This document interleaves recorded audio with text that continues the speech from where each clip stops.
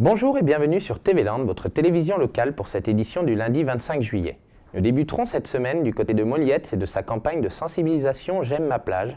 Nous prendrons ensuite la direction de Mugron avec son rassemblement cyclotouristes et celle de Tarnos avec son affiche de gala en foot entre les Girondins de Bordeaux et l'Athletic Bilbao. Puis, nous compléterons notre saga de l'été des fêtes des villes et villages avec aujourd'hui Werlaï, Saint-Paul-les-Dax et enfin Magesque. Plage, sport et festivités, un cocktail parfait pour bien débuter cette semaine. Commençons donc notre journal par un sujet qui nous concerne tous. Vastes, sauvages et tant prisées par les touristes, les plages landaises requièrent les efforts de tous pour conserver leur charme qui fait leur renommée. Ainsi, le Conseil général des Landes a tenu à lancer une opération de sensibilisation afin de protéger ce patrimoine naturel. Quand les petites attentions de chacun font le bonheur de tous, Julie Tauziède. Pour la 4e année consécutive, une campagne estivale de sensibilisation à la propreté des plages a été menée afin de protéger le littoral landais de Biscarrosse à Tarnos en passant par Messanges. Donc l'opération J'aime ma plage, c'est une mission de sensibilisation qui a pour but de sensibiliser les touristes et même les gens du coin à tout ce qui a été mis en place pour protéger le littoral. C'est vrai que quand on arrive au niveau des plages, au premier abord on essaie de trouver plutôt des gens soit fumeurs, soit des gens qui font des gros pique-niques ou avec des enfants de bas âge, pour cibler plus facilement les gens parce qu'on sait que ça va être des gens qui vont être intéressés par ce qu'on va leur proposer. Après c'est vrai qu'en règle générale on essaie de voir un peu tout le monde parce que c'est une mission de sensibilisation, on est là pour sensibiliser tout le monde. Il y a des inconvénients, la chaleur, mais après c'est vrai que c'est quand même un travail saisonnier qui est particulièrement intéressant. Moi je suis landais, j'ai toujours connu ce littoral, c'est-à-dire que j'ai toujours connu des plages propres et magnifiques. 3 jeunes saisonniers sensibles à cette action ont choisi de participer à cette campagne en distribuant des cendriers de poche et des prospectus. Pour maintenir la propreté des plages, les 3 jeunes partaient à la rencontre des estivants en leur expliquant les bons gestes à adopter. Après, pour ajouter à ça, on distribue par exemple, ça c'est des petits cendriers de poche, donc pour éviter que les gens laissent leurs mégots dans le sable. C'est vrai que c'est très pratique. Je retrouve des gens qui ont encore ceux de l'an passé, donc c'est vrai que c'est quelque chose de très pratique, relativement costaud vu qu'ils le réutilisent. Après on leur distribue aussi, ça c'est des petites brochures, donc qui reprend toute l'activité de protection de nettoyage du littoral. Cette année on a une double page en plus qui a été faite par l'ONF, qui va parler de tout ce qui est de la protection de la dune. On va retrouver les budgets qui ont été mis à l'intérieur, donc tout ce qui est vraiment intéressant à connaître dans les grandes lignes au niveau de la protection du littoral. Et ajouté à ça, on a aussi des pochettes biodégradables qu'on distribue. Donc ils vont permettre pour les crottes de chien, les couches culottes, les pique-niques, les gros déchets qu'on pourrait laisser. Que les gens sont suffisamment sensibles à l'action, c'est qu'ils savent que mais les mégots ils les laissent, mais que c'est pas quelque chose de bien. On leur met à disposition gratuitement, qui plus est, un outil qui va permettre de faire le geste civique, quelque chose de bien. Et les gens derrière, ils ont les cartes en main, ils savent les jouer. Et c'est vrai que pour l'instant on n'a que des retours positifs. Je suis fumeur, je trouve ça très bien. Voilà, c'est pratique parce qu'on ne sait pas quoi faire des mégots. Malheureusement, pour ceux qui fument, c'est très bien. Comme ça, ils finissent pas sur la plage. Quittons à présent la chaleur de la plage pour celle de l'asphalte. Considérée par les puristes comme le rendez-vous de l'année par les passionnés, la Semaine nationale et européenne des jeunes cyclotouristes avait choisi d'établir cette année ses quartiers dans les Landes. L'occasion de découvrir le département dans l'effort, mais aussi et surtout dans la joie et la bonne humeur. Lors de la Semaine nationale et européenne des jeunes organisée cette année par la Ligue aquitaine de cyclotourisme, de jeunes cyclistes ont défilé dans les rues de Mugron. Et ça nous a fait très plaisir d'accueillir tous ces collègues, je dirais, parce qu'on se connaît depuis des années entre écoles cyclo, donc les gamins se connaissent, les encadrants se connaissent. Donc effectivement, ça fait toujours plaisir de se retrouver comme ça une fois par an. Chaque année, c'est un lieu différent que nous découvrons, autant nous que toutes les autres ligues. Donc c'est vrai que c'est un vrai plaisir d'accueillir toutes ces ligues ici en Aquitaine cette année. Là, on fait donc on défile aujourd'hui tous en principe en costumes locaux. On veut se faire un peu remarquer, alors on a choisi la cigogne et puis comme ça vient d'Alsace, c'est l'emblème de l'Alsace, on a choisi ça, voilà. Plusieurs régions ont ainsi pu découvrir les Landes et bénéficier d'un accueil chaleureux de la part des habitants. Et il y a, vous voyez là déjà qui attendent ceux de la Lorraine, il y a l'Alsace qui va arriver, il y a les Bretons, il y a le Nord-Pas-de-Calais, la Picardie, pour citer les plus éloignés. S'il y a une petite église à visiter, remplir un bidon d'eau, ne serait-ce que remplir un bidon d'eau. C'est s'arrêter chez quelqu'un, frapper à la porte, demander poliment et tout. Et la conversation s'engage et on découvre les cultures locales, on découvre, les gens s'ouvrent. Et là, je vous assure que sur Mugron et les environnements, ça a vraiment bien marché. On leur a proposé le café, on leur a proposé le foie gras. Ouais, ça a été formidable. Je suis venue parce que l'an dernier j'ai fait cette semaine et ça m'a beaucoup plu. Et parce que c'est pour découvrir de nouveaux paysages et des nouvelles villes aussi. Et on a le beau temps donc ça va. C'est devant les arènes que le départ a été donné dans une ambiance joyeuse et sous un ciel ensoleillé. C'était la première fois que je venais et c'est ma première semaine jeune. C'était super, il y a beaucoup d'ambiance et on s'amuse bien avec tous les gens de toutes les régions. En fait, je fais quand même du vélo depuis assez longtemps et puis j'ai découvert ça quand j'avais 10 ans, la semaine jeune, et depuis je fais la semaine jeune. Et c'est le plaisir de retrouver les copains, de faire du vélo aussi. Et c'est dans le Poitou-Charentes que se déroulera la prochaine édition de la Semaine nationale et européenne des jeunes. Et l'année prochaine, c'est chez qui? C'est dans le Poitou-Charentes! C'est chez nous!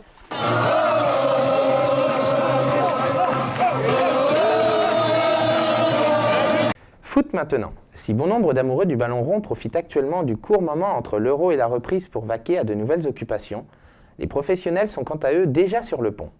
À un mois de l'ouverture de leur championnat respectif, les Girondins de Bordeaux défiaient le club espagnol de l'Athletic Bilbao dans un match de gala. Une affiche de prestige avec pour théâtre le terrain de Tarnos, au plus grand bonheur des locaux, venus en nombre pour l'occasion. Lucas Madébos. Match amical au stade Jean-André Maille ce samedi 23 juillet à Tarnos. Des professionnels du ballon rond ont suscité l'enthousiasme des locaux et des supporters. L'affiche de ce soir est particulièrement alléchante avec les Girondins de Bordeaux, équipe que nous soutenons dans la nouvelle région Aquitaine, et confrontés ce soir à l'Athletic Bilbao. Et il n'y a qu'à voir le nombre de supporters basques qui se sont déplacés pour voir que la confrontation va être sans doute très, très serrée.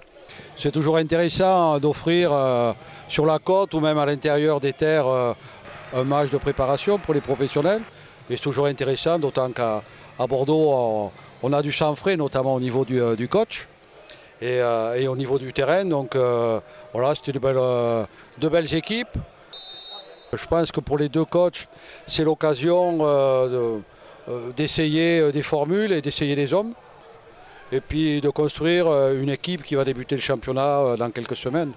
Donc voilà, un bel événement dans le département des Landes.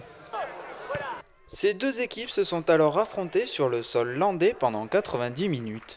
Une première mi-temps prometteuse pour les Bordelais qui marqua 2 buts signés par Enzo Crivelli, dont un penalty. Mais rattrapé d'un point par l'équipe adverse en fin de la première période. Une deuxième mi-temps plus serrée avec une égalisation de Fernandez à la 50e minute qui signera au coup de sifflet final le score de 2 buts partout. Bon, c'était bien, je trouve qu'on a fait une bonne première mi-temps. La seconde était un peu plus compliquée. Je pense qu'ils ont remis une équipe aussi nouvelle, donc avec des joueurs un peu plus frais. Donc nous on est en pleine préparation, on fait des gros entraînements, donc ça c'est compliqué. Le terrain n'était pas très bon, faut le dire, hein. La pelouse était assez haute et il était très sec, donc ça ne facilitait pas le jeu. Mais bon, il faut garder les points positifs. On n'a pas perdu, on est en pleine préparation, on sait que c'est dur physiquement. Mais dans l'ensemble c'est bien, l'important c'est de ne pas perdre, continuer à être des gagnants volontaires. On s'est bien battu, on a tenu jusqu'au bout. Il y a eu des équipes aussi différentes, avec des joueurs qui ont un peu plus de temps de jeu, donc ça fait du bien et retrouver nos sensations aussi, ça va venir au fur et à mesure. C'est le rôle d'un capitaine, à moi de bien le tenir, à moi de montrer l'exemple sur le terrain, sur et en dehors du terrain. Je vais le faire, il faut qu'on fasse une très bonne année et je suis motivé pour. Ouvrons à présent notre série des fêtes estivales et laissons-nous porter aujourd'hui jusqu'à Werleuil, près de Dax. Si les festivités n'ont malheureusement pas eu l'occasion de se dérouler comme prévu suite à un incident, tout avait pourtant bien débuté, comme nous le narre Lune Chancelade. Au centre de Werleuil, c'est dans l'école au cœur du village que les chapiteaux ont été installés pour plusieurs jours de fête. Traditionnellement, les fêtes de Werleuil, c'est toujours le deuxième week-end du mois de juillet. Le premier week-end, c'est Tercis, le deuxième, c'est Werleuil. Nous sommes voisins, nous sommes entendus sur les dates. Dans les festivités de Wayre, ça tourne toujours autour de la convivialité et de la solidarité. Alors, le comité des fêtes va préparer bien sûr tous les repas. C'est la soirée tapas avec une animation musicale et c'est une soirée qui est, je dirais, typiquement une soirée familiale où toute la famille va se retrouver autour de tapas dans la bonne humeur. Et on a les jeunes de la classe qui sont cette année 25, garçons et filles, qui ont d'ailleurs déjà un petit peu commencé la fête. Alors ils arrivent juste avant l'ouverture des fêtes pour la remise des clés qui se fait à 20h. Et ils ont pour mission de faire en sorte que la fête se déroule dans la bonne humeur, la convivialité et surtout cette année qui est une année particulière dans le respect et la dignité. C'est donc les jeunes de la classe qui vont durant tout le week-end montrer l'exemple et aussi faire le service. Ils vont pendant les 3 jours de festivités se transformer en serveurs occasionnels pour servir les repas à table, servir le vin, débarrasser. Voilà, c'est un petit peu leur travail. Alors on demande une certaine indulgence parce que ce ne sont pas des grands professionnels, mais ils le font avec sourire, bonne humeur et ça compense très largement le petit manque de professionnalisme qu'on n'attend pas pour des fêtes qui sont des fêtes de village, qui sont sympas et familiales. Et quelques heures avant la soirée tapas, c'est justement en famille que se déroulait la course des pitchouns. Il y avait traditionnellement la course trottinette, mais l'an dernier ils ont rajouté déjà la course des pitchouns, qui est une petite course sympa autour de ce petit cœur de village, avec on va dire 3 classes d'âge. C'est quelque chose qui est très sympa parce que les parrains et marraines sont conviés à accompagner leurs enfants. Généralement, c'est le papa ou la maman. Et on se rend compte que sur le premier tour, les papas et mamans vont généralement bien. Mais ceux qui ne sont pas habitués, dès le deuxième tour, souffrent un tout petit peu. Et bon, c'est effectivement quelque chose de très sympa. Vous avez vu le bonheur de ces petits quand ils sont arrivés. On a affaire à des futurs champions. On a fait 2 tours de course pour les moyens et pour les petits 1 tour et pour les grands 3 tours. Il y a eu 2-3 points de côté mais ça va. Je devais faire un tour difficile un peu parce qu'il fallait courir et il fallait être le premier. J'ai fait 2 tours. Un grand tour quand même. Parce que c'est fatigant au bout d'un moment. J'ai commencé en CP et l'année prochaine je vais faire la course des grands parce que je serai en 6e. C'est 5 km, 5 km ou 10, mais je pense que je vais faire 5. Timo c'était le plus jeune et donc on a participé pour faire la course. Et on a bien couru, on a été applaudis alors c'était bien. C'est lui qui a fait le tirage au sort, il s'est choisi en dernier, il a gagné une casquette et un petit portefeuille. La main innocente du plus jeune a donc distribué les cadeaux à tous les participants. L'important était de participer et c'est cela l'esprit des fêtes, le partage et la bonne humeur. De partage et de bonne humeur, il en fut également question du côté de Saint-Paul-les-Dax et de sa fête du lac, qui avait cette année décidé d'innover en remettant au goût du jour une ancienne activité. Découverte et explication, Julien Berda. Disparu depuis 5 ans à Saint-Paul-les-Dax, c'est en ce jour de 17 juillet, à l'occasion des fêtes, qu'est réapparu ce sport ancestral, les joutes nautiques. Ça avait été créé à l'époque, alors je ne sais plus pour quel anniversaire, mais pour la commémoration d'un anniversaire du décès de François Ier. Pour l'occasion, plusieurs équipes étaient présentes sur le lac de Christus. Il y aura 3 équipes pour la démonstration. Une équipe d'Arjusans qui viennent en tant qu'amicale, on va dire. Une équipe de Cognac qui viennent en tant que co-organisateur, enfin démonstrateur plutôt. Et une jolie équipe du comité des fêtes, très peu... Enfin voilà, tout jeune de nouveau, c'est vraiment juste histoire de montrer que le comité s'est investi à fond dans ces fêtes du début à la fin. On est plus dans la démonstration que dans le concours, donc on est vraiment là pour essayer de faire nous de notre mieux. Eux, ça va être plutôt plus joli de voir Arjusans contre Cognac que Arjusans ou Cognac contre le comité, mais après ils sont tous là, ils sont arrivés tous hier, ils sont tous là dans une bonne ambiance. La convivialité, c'est le premier mot, et voilà. Du soleil, un public et une bonne équipe, voilà les ingrédients pour se divertir tout en essayant malgré tout de faire preuve d'équilibre. La règle principale, c'est de mettre l'adversaire à l'eau sans tomber, parce que si on met l'adversaire à l'eau et qu'on tombe aussi, on marque moins de points, donc le but c'est vraiment de rester sur la plateforme, sur le tabagnan. Donc il y a forcément un barreur, il y a plusieurs catégories de jouteurs, aujourd'hui on a 3 catégories de jouteurs hommes, poids léger, poids moyen, poids lourd et des filles, et après donc on a 8 rameurs. qui sont pratiquement toujours disposés de la même façon dans le bateau parce qu'il faut des gens qui savent bien faire devant pour donner une belle cadence au bateau et une belle synchronisation de rame. Le barreur, c'est celui qui donne les ordres, qui dirige le bateau avec le gouvernail et qui donne la cadence, qui donne les ordres quand il faut rentrer les rames, etc. Le bouclier, donc bien mettre dans la zone rouge. Vous voyez, il y a un angle sur le bouclier, donc la joute vient s'appuyer dans cet angle et ça projette le jouteur en face. Le jouteur en face n'a surtout pas le droit d'esquiver, sinon c'est de l'anti-jeu, c'est pas cool.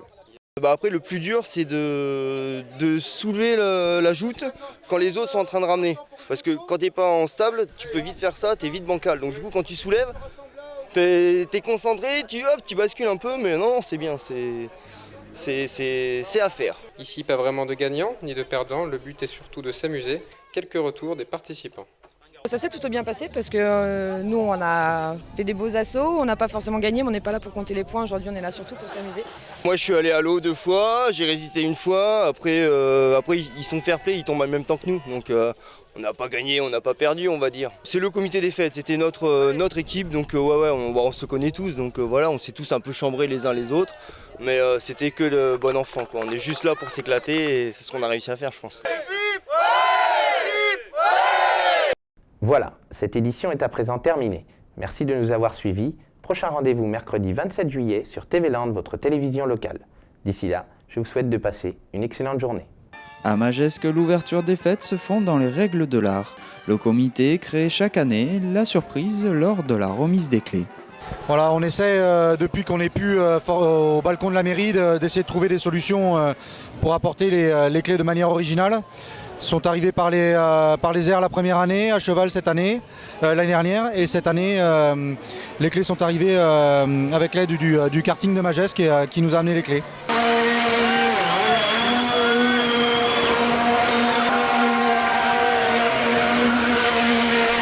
Un moment toujours symbolique pour l'ensemble du village et de la classe 2016. Je déclare ouverte les fêtes de Magès 2016. Pour la plupart ici, on y est né ici, on a toujours vécu ici, on a tous nos copains, on retrouve nos copains de la maternelle et c'est quand même c'est beaucoup d'émotions, tout le village autour de nous, avec nos copains depuis l'enfance, avoir les clés du village pendant 3 jours, c'est un motif pour faire la fête. On n'a pas besoin de ça mais ça aide quand même. Une classe qui devra alors assurer ces 3 jours de festivités accompagnés de près par leurs parrains et marraines. Alors 24 heures sur 24 pendant 3 jours, voilà. Et un peu le reste de l'année. Un peu le reste de l'année et je pense que c'est à vie même. Ouais, je pense que le rôle de parrain-marraine sur une classe, c'est à vie. Pour les prochaines fêtes. Non, je pense qu'on a les meilleurs parrains et marraines depuis un bon bout de temps. Vincent a été très présent au comité des fêtes pendant très longtemps, il a été président pendant des années, donc c'est pour le remercier de son investissement.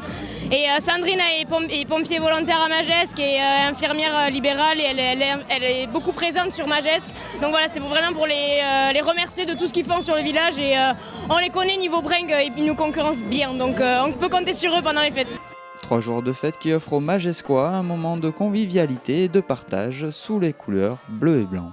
Voilà, le principe des fêtes, c'est d'offrir de belles fêtes aux Magescois, avec beaucoup de spectacles gratuits, feux d'artifice, un spectacle cabaret, des jeux pour les enfants, des bandas et ce soir les Anis Maniaques pour l'ouverture. La pêche à la truite, des petits jeux, voilà, on essaie d'offrir beaucoup de choses aux enfants magescois et à tous les habitants de Magès.